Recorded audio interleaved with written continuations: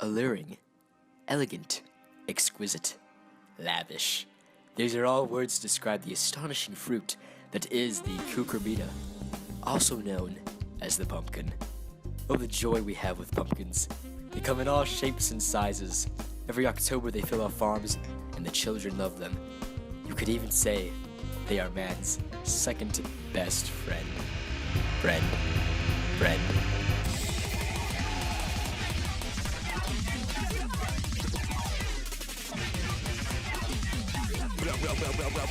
Oh no, hot, yeah. Oh no, they panic like rabbits, microphone, these about to oh no.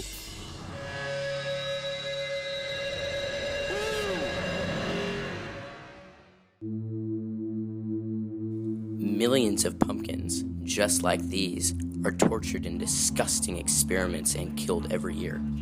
According to the Agricultural Marketing Resource Center, nearly 12.4 million pumpkins were harvested in the United States in 2015. Most were sold for processing, though a small amount were sold in local markets and pick-your-own-food farms, bringing the estimated value of the pumpkin market to be $148.9 million, making them one of the most harvested fruits in the entire world. But how did the horror begin? To find out, we asked a Halloween expert, Mitchell Ross. What's happening to the pumpkins in America is devastating, but to understand the roots of the issue, we must go back to the roots of Halloween. So ladies and gentlemen, to understand the true origins of Halloween, you have to understand its religious value. Back in the day, the Celts had a celebration called Samhain, and in the celebration, they sacrificed crops and animals, and they did this to appease the spirits. The spirits were believed to be in the mortal realm from this passing from summer to winter, which was on November 1st. But October 31st was, the eve, so there's where the date comes from. Now, these guys had the celebration for quite a while, until the Romans took over. And it was still there, but it was sort of combined with the Roman celebration known as Parentalia, and that was a celebration similar to like Day of the Dead in Mexico, where they honored the ancestors of themselves. Western Christianity plays a key role in the history of Halloween. It's all because of the holiday, a 3-day holiday called All Hallows Tide. It consists of All Hallows Eve, All Hallows Day, and All Souls Day. Hallows is another word for souls. Just kidding, it's another word for saints. The celebrations on these days are very similar to the whole traditional, honoring the ancestors thing. It's just a pattern we see throughout the history of Halloween. Now, eventually, this is the influence of Western Christianity spreads into the Celtic lands, and they too adapt their traditions to Western Christianity. It was around this time that the common superstitions of Halloween developed, including black cats, witches, and jack-o'-lanterns. Could you tell us a little bit more about jack-o'-lanterns? For that, I'll have to pass the mic to my pumpkin expert, Spencer Harrison. So, Dr. Harrison, what do you know about the history of jack-o'-lanterns? Well, whereas with other traditions of Halloween that are quite complicated, the origin of carving jack-o'-lanterns is pretty simple. It just kind of evolved over time. It started in Ireland many years ago on All Hallows Eve, and it was a legend of a man named Stingy Jack.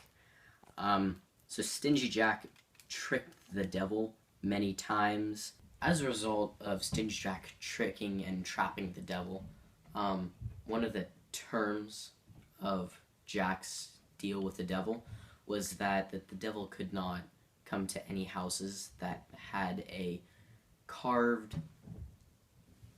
item out in front of the house, and in this case, in Ireland, it was either potatoes or turnips. So the reason we use pumpkins now in our Halloween tradition is because when Irish immigrants came from Ireland, obviously, to the United States during the potato famine, they brought that piece with them.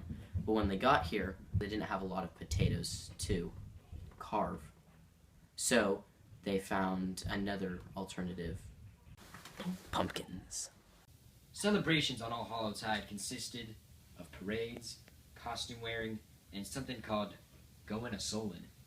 During going a solin, families, poor families in fact, would go around begging for food, and in return they were given pastries called soul cakes. And over the years this was taken up by children. Going a solin was actually encouraged by the priests because it was a alternative to, tributes on people's graves, leaving wine and food, and that's just a waste, So, worked out in the end. Celebration of All Hallows Time is difficult in New England because of the heavily Protestant demographics there. Although celebrations were sort of around in the southern colonies and Maryland. Now, as time progressed and more immigrants came in, more cultures fused. A more distinctly American version of All Hallows Tide was developed. As the years went on, autumn festivals were very common, but not so much Halloween. It wasn't until the late 1800s that Halloween was America-wide. However, by this point, the religious values and the superstition was no longer relevant. It was about community bonding and the children. Hey guys, Mitch Ross here. Same day, same shirt, I swear. I'm gonna tell you about the 50s. In the 50s, there's the baby boom. And if you know the baby boom, you know there were a lot of babies. A lot of them. With this new abundance of children, we needed a compromise because the town civic center is too small. You couldn't fit everyone there anymore. In order for everyone to be able to participate in this new era of Halloween, the tradition of going a solin was returned in the form of trick-or-treating. And that brings us to today.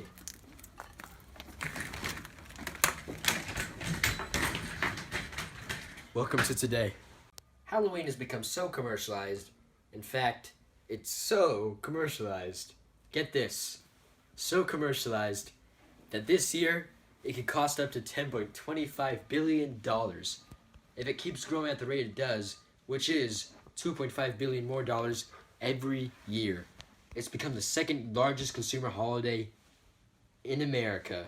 Wow. It's wild. It really is. Wow, where did that Spencer guy go? I can't find him. We need him for the project. Where is he? Oh, What the heck? whoops. Didn't see you there.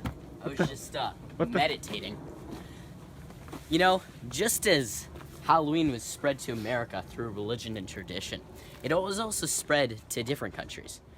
But the way they celebrate it now in the countries across the seas are much different than the way we celebrate ours at home.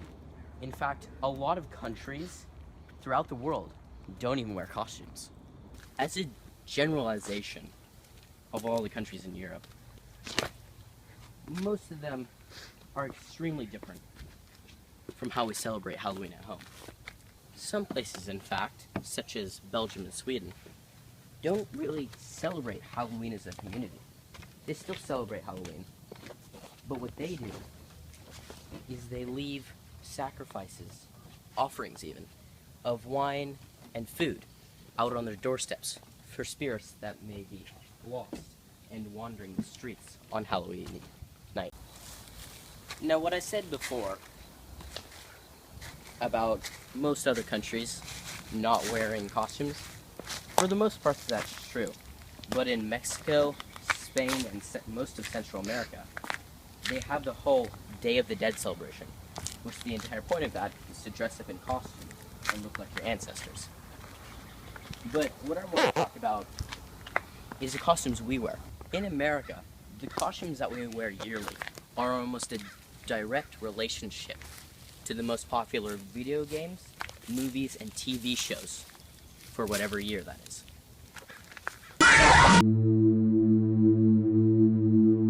That jump scare sure was scary.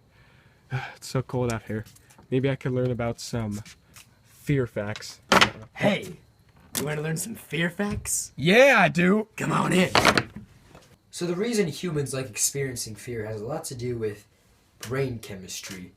When you're in these fear-inducing situations, a lot of chemicals going through your brain originally intended to, prepare you to either fight or flee the enemy. But these days, that's not the issue. And these chemicals create a sort of high in our mind. and it's an adrenaline rush that people just like enjoying. However, this can only be enjoyed if you know that it's fake. Reason number 2 has to do with reputation and self-image and impressing others.